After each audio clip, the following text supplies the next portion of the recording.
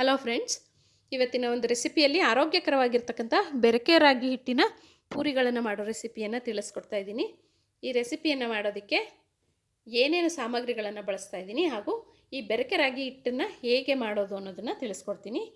ಈ ಬೆರಕೆ ರಾಗಿ ಹಿಟ್ಟು ಅಂದರೆ ಸಿಂಪಲ್, ರಾಗಿಗೆ ಒಂದು 4-5 ಥರವಾಗಿರ್ತಕ್ಕಂಥ ಧಾನ್ಯಗಳು ಹಾಗೂ ಕೆಲವು ಕಾಳುಗಳನ್ನು ಬಳಸಿ ಪೌಡರ್ ಮಾಡಿ ಇಟ್ಕೊಳ್ಳೋವಂಥದ್ದು.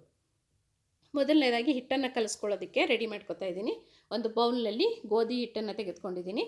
ಗೋಧಿ ಹಿಟ್ಟನ್ನು ಎಷ್ಟು ಪ್ರಮಾಣದಲ್ಲಿ ತಗೊಂಡಿದ್ದೀನೋ ಅದೇ ಪ್ರಮಾಣದಲ್ಲಿ ನಾನು ಬೆರಕೆ ರಾಗಿ ಹಿಟ್ಟನ್ನು ತೆಗೆದುಕೊತಾ ಇದ್ದೀನಿ. ಬರೀ ಬೆರಕೆ ರಾಗಿ ಹಿಟ್ಟನ್ನು ಬಳಸಿ ಮಾಡಿದ್ರೆ ಪೂರಿ ರೊಟ್ಟಿ ಥರ ಬಂದುಬಿಡುತ್ತೆ, ಅಷ್ಟು ಚೆನ್ನಾಗಿ ಅನಿಸೋದಿಲ್ಲ.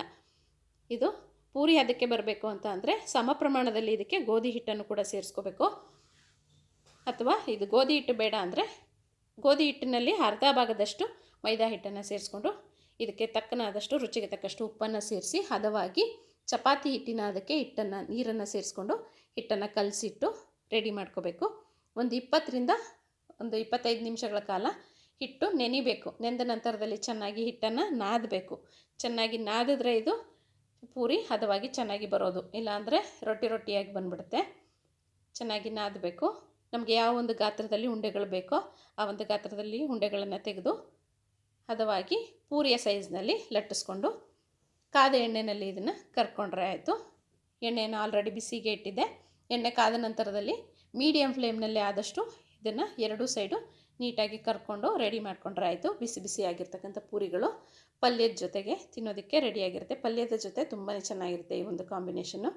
ಪಲ್ಯ ಅಥವಾ ಗ್ರೇವಿ ಸಾಂಬಾರು ಜೊತೆನೂ ಕೂಡ ಈ ಒಂದು ಪೂರಿಗಳನ್ನು ತಿನ್ಬೋದು. ಈ ರಾಗಿ ಹಿಟ್ಟನ್ನು ಬೆರಕೆ ರಾಗಿ ಹಿಟ್ಟನ್ನು ಮಾಡೋ ಪ್ರೊಸೀಜರ್ ವಿಧಾನವನ್ನು ಹೇಳ್ತೀನಿ. ಇದಕ್ಕೆ ಮೊದಲನೇದಾಗಿ ಬೇಕಾಗಿರುವಂಥದ್ದು ರಾಗಿ. ನಾವಿಲ್ಲಿ 1 kg ರಾಗಿಯನ್ನು ಬಳಸ್ಕೊಂಡ್ರೆ ಅದಕ್ಕೆ 250 ಗ್ರಾಮ್ನಷ್ಟು ಅಥವಾ 200 ಗ್ರಾಮ್ನಷ್ಟು ಅಕ್ಕಿಯನ್ನು ಬಳಸ್ಕೋಬೇಕು. ಅಕ್ಕಿ, ಗೋಧಿ, ಜೋಳ ಹಾಗೂ ಬೇಕು ಅಂದರೆ ಸೋಯಾಬೀನ್ ಕಾಳನ್ನು ಒಂದು 100 ಗ್ರಾಮ್ನಷ್ಟು ಬಳಸ್ಕೋಬೋದು. ಇದೆಲ್ಲವನ್ನು ಚೆನ್ನಾಗಿ ಬಿಸಿಲಿನಲ್ಲಿ ಒಣಗಿಸಿ ಹುರಿದು ಪುಡಿ ಮಾಡಿಸ್ಕೋಬೇಕು. ಇದ್ರ ಜೊತೆಗೆ 1 ಸ್ಪೂನಷ್ಟು ಮೆಂತ್ಯ, ಹೆಸರು ಬೇಳೆ ಅಥವಾ ಹೆಸರು ಕಾಳಾದರೂ ಹಾಕ್ಬೋದು.